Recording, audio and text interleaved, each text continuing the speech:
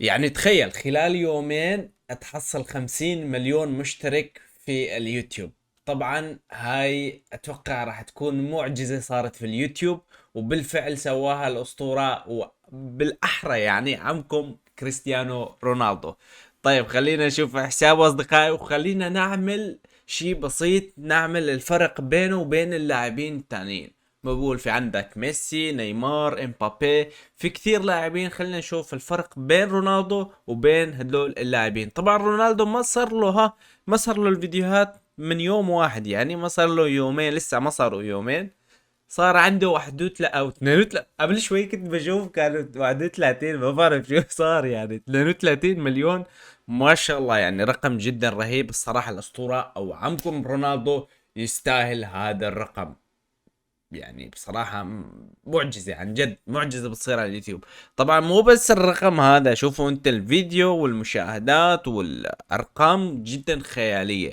فحاليا انا متوقع قبل ما ينتهي اليومين راح رونالدو يكون 50 مليون. وكمان في شغلة جدا مهمة حاب احكي لكم اياها، ممكن رونالدو يصير الاول على اليوتيوب. واحد يقول لي ليش؟ روحوا شوفوا حسابه الانستغرام وبعدين تعالوا احكوا لي ليش. طيب اوكي، راح نعمل شيء بسيط جدا بينه وبين خلينا نكتب اول شيء ميسي، لانه اول شيء لازم نعمل بين الفرق بين ميسي ورونالدو. ما بعرف اذا راح يطلع اسم حسابه. اوكي، ليون ميسي اتوقع هذا حسابه. مثل ما انكم شايفين ليونيل ميسي عنده بس 2 مليون. خليها 3 مليون معلش، ما انا عندي 300 الف. مو مشكلة إيه، بس يا اخي والله ما بعرف شو الارقام، شو هاد يا ميسي، والله حسابك بالمرة يعني شيله من اليوتيوب احسن لك صراحة يعني. طيب راح نحط عمكم مو عمكم، لا هذا كمان زبالة اكثر من ميسي.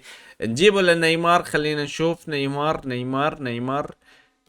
لو حطينا مثلا قنوات هون، قناة عشان نعرف قناته الأساسية. يعني نيمار هاي لا غلط. نيمار أصدقائي مثل ما انكم شايفين عنده 5 مليون. معلش مو مشكلة، 5 مليون من عندي 400 ألف. بس بصراحة يعني رقم قليل جدا بحقه لنيمار كمان. الغريب انه رونالدو اللي حاليا قاعد بيضحك عليهم واحد واحد. امبابي لانه هو كمان عنده يوتيوب. خلينا نشوف اذا عنده يوتيوب ولا لا. خلينا نحط القنوات عشان تظهر عندنا. كيليان امبابي عنده مليون.